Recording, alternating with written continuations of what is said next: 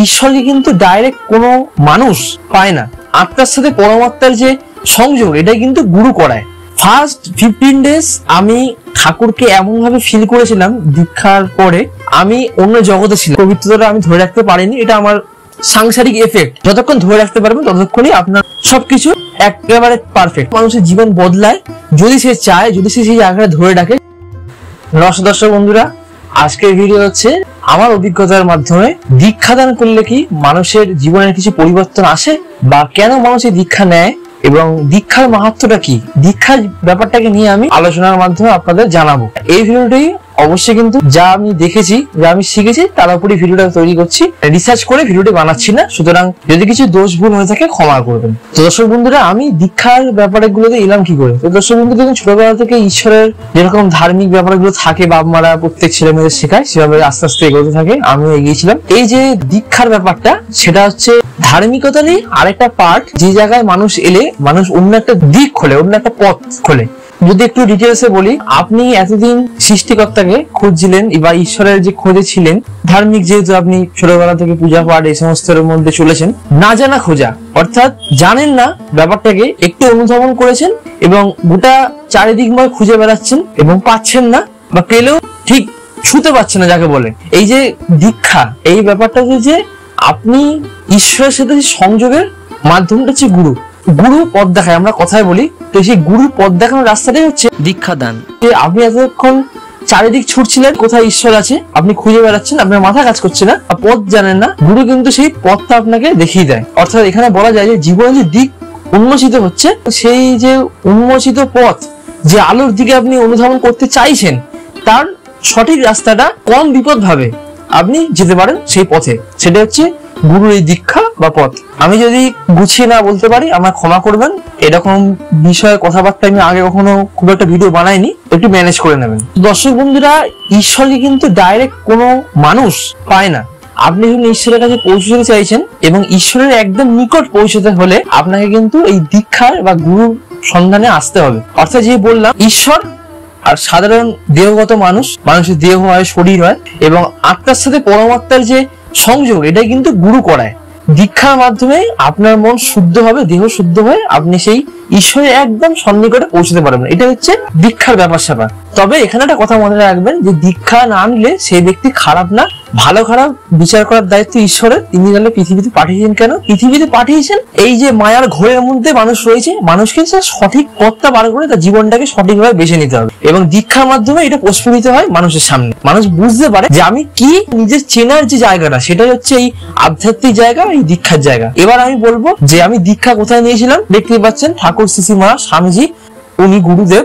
এই যে মহারাজ গুরুদেব, এনাদের কাছে আমি দীক্ষাটা নিয়েছিলাম। গুরু হচ্ছে এই ঈশ্বরের সংযোগকারী, অর্থাৎ ঈশ্বরের নিকট। শ্রী ঠাকুর তিনি অবশ্যই ভগবান, উনি হচ্ছেন অবতার। তিনিও কিন্তু তার জীবনে তার দেহ ধারণ করে যখন তিনি এসেছিলেন, তখনও কিন্তু ঈশ্বরের কাছে তিনি, আমরা যেরকম ঈশ্বরের কাছে সব সময় রাখি যে ঈশ্বরই সর্বশক্তিমান, ঈশ্বরের কাছে নিজেকে সমর্পিত করা, তিনি কিন্তু তাই করেছিলেন। তো অর্থাৎ এই যে মানব দেহ থেকে নর্মাল সাধারণ মানুষ, তারপরে গুরু, তারপরে অবতার, এবং অবতারের মাধ্যমে ঈশ্বরের কাছে, এইভাবে কিন্তু মানে এই দীক্ষার মাধ্যমে এইভাবে ধারাটা ঈশ্বরের কাছে আমাদের নিয়ে যায়।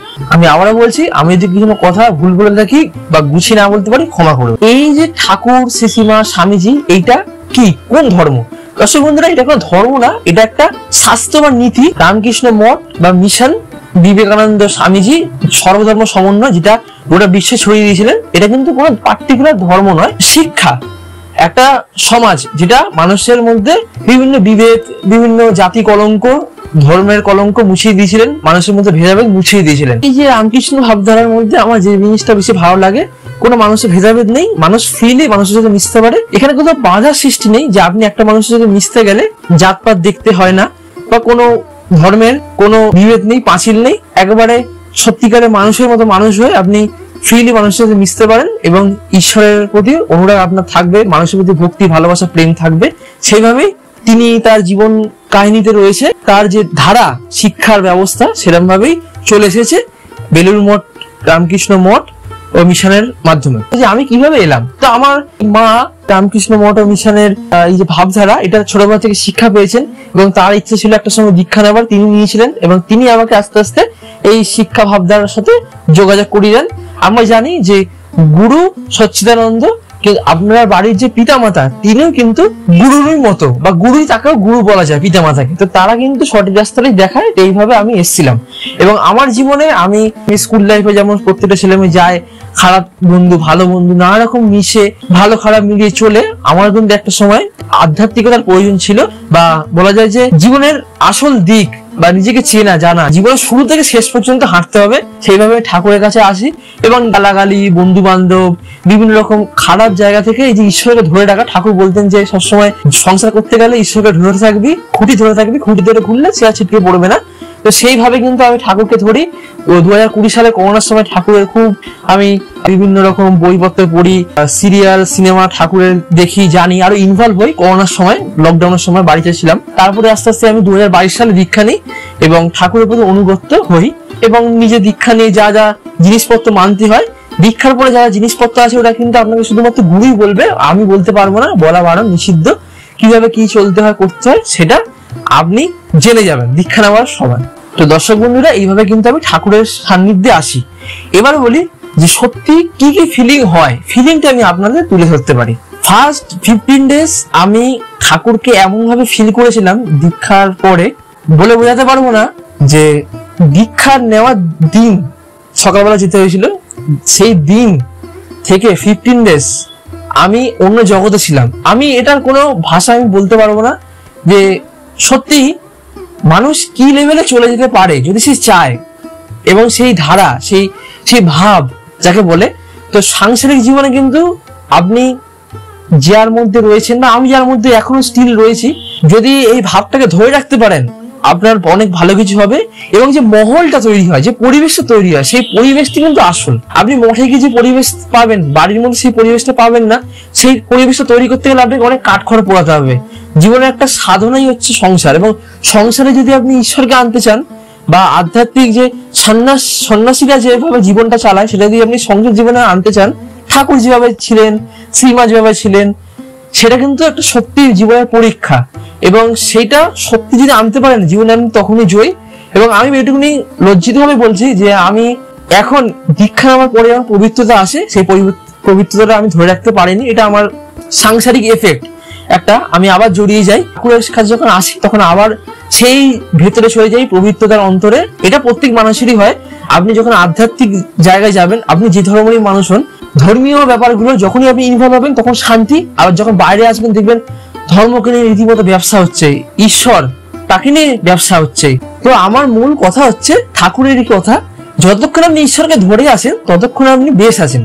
আর যখনই আপনি ঈশ্বরকে ছেড়ে দেবেন, দূরে যাবেন, তখনই আপনার অনেক কিছু অন্ধকার ঘনিয়ে আসবে। যতক্ষণ ধরে রাখতে পারবেন ততক্ষণই আপনার সবকিছু একেবারে পারফেক্ট। কথায় ছোট কথা এটাই বলতে পারি, দীক্ষা নেওয়ার পর মানুষের জীবন বদলায় যদি সে চায়, যদি সে সেই জায়গায় ধরে রাখে। যেমন একটা ভালো স্কুলে পড়লে ভালো দামি বই খাতা কিনে দিলে ছেলেটা যদি চায়, ছেলেটা যদি সেই পড়াশোনার ভাবটাকে ধরে রাখে, সে অবশ্যই ভালো নম্বর পাবে।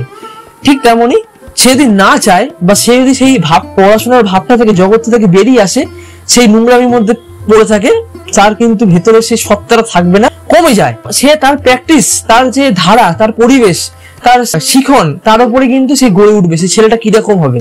দীক্ষা নেওয়ার পর অনেক ছেলেরাই আবার সেই আগের নোংরামিতে চলে যায়। সে যদি চায় আরো ভালো করতে পারে, সে যদি চায় আবার ব্যাকে চলে যেতে পারে। বেশি কিছু বলবো না, খালি গিরিশ ঘোষের কথা চিন্তা করুন। গিরিশ ঘোষ কি বলতেন, ঠাকুর আমি নাম জপ করতে পারবো না, আপনি ঠাকুরের জীবনী পড়ে জানতে পারবেন। তো সফলতা এইভাবেই আসবে, আপনাকে সেই জায়গাটা ধরে রাখতে হবে, কন্টিনিউ করতে হবে, তবে সেই আপনি জায়গাটা ধরে রাখতে পারবেন। আমি যেটা বুঝেছি সেটাই আপনার সামনে বললাম। দীক্ষা নেন, ঠাকুরের প্রতি অনুগত হন, আপনার এই ধারার প্রতি ভালো লাগলে সর্বধর্ম সমন্বয়, মানব প্রেম, কোনো ভেদাভেদ নেই, মানুষকে মানুষের মতো করে দেখা, এই ভাবধারার সাথে, এবং কাম ক্রোধ লোভ মোহমায়া ত্যাগ দিয়ে, রাগ হিংসা লড়াই ত্যাগ দিয়ে ঠাকুরের সাথে থাকলে, যত বেশি পজিটিভ ভাইবটাকে নিজের মধ্যে রাখা যায়, ততক্ষণ আপনি খুব ইজিলি আনন্দের সাথে হালকা ভাবে আপনি জীবনটাকে কাটাতে পারবেন। বুঝতে পারলেন জিনিসটা কি, এবং কিভাবে আপনি নিজেকে ঠাকুরের সাথে ধরে থাকবেন, ভালো থাকবেন, পজিটিভ থাকবেন। কার্যকর তখনই যখন আপনি চাইবেন। দর্শক বন্ধুরা, ভিডিওটি ভালো লাগলে অবশ্যই লাইক শেয়ার সাবস্ক্রাইব করে রাখবেন, ফলো করে রাখবেন। এরকম ভিডিও অবশ্যই ফ্রিতে পাবেন, কোনো পয়সা লাগে না। সাথে থাকবেন, সাপোর্টটা আপনার খুব দরকার। আপনি প্লিজ আমাদের পাশে থাকবেন। নিত্য নতুন আরো ভিডিও নিয়ে আসবো। ভালো থাকবেন, গুড বাই, নমস্কার।